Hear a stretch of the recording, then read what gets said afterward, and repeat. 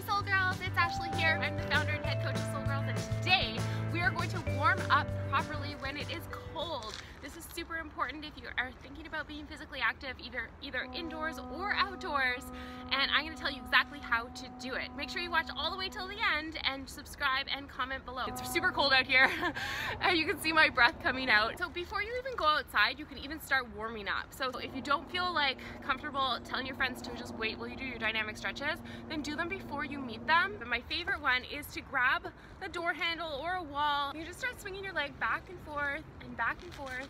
And this is actually going to open up your hips. So if you do a lot of sitting, like we're sitting for pretty much 6 hours at school, you really need your hips to warm up so that your legs can move. All right, so then you can do the other one, back and forth, and you can go as far as you want. If you have really good balance, you don't even have to use a pole. You can do it with your arms to keep your balance.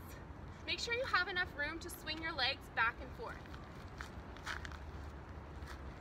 This is really good because it opens up your hips, and it also starts to open up your back, and if you're using your arms, it'll open up your upper back as well. And this is really good for any sort of sports that you're doing because you're probably going to use your legs in some way. The next one I really like is almost the same except for sideways, and I call this one the clock because you're like tick-tocking with your legs. So this one's going to go side to side. There's no really right or wrong way to do it. It really just feels what feels good for your body. Then you can do the other one.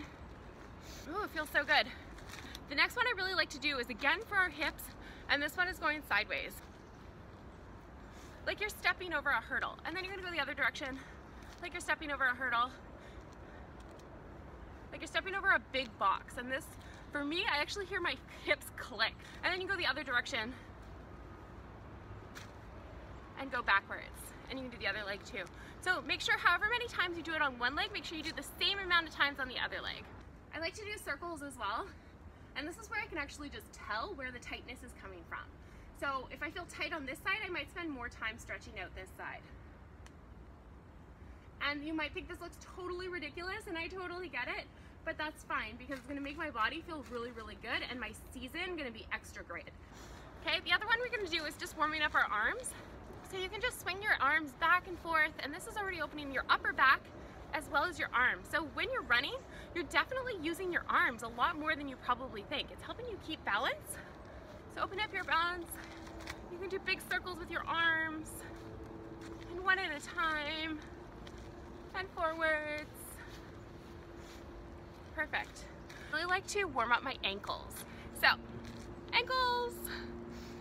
If we just do little circles with our ankles going one direction and then going the other direction, this is super, super helpful for our balance. And then do the other one. And if you need to hold on to something for stability, that's totally okay. And all of these dynamic stretches, you guys, you can do indoors. You can do them before you run, before you meet your friends, because sometimes when I meet my friends for a run, they just want to go right away and they don't want to stop and do dynamic stretches, which is so annoying because my hips super, super need it. And I feel so much better when I do my dynamic stretches because they're going to help you out, and you'll probably see that your run times are getting significantly better than your friends if they're not doing dynamic stretches. Those are my tips for getting your body warmed up while you're still inside.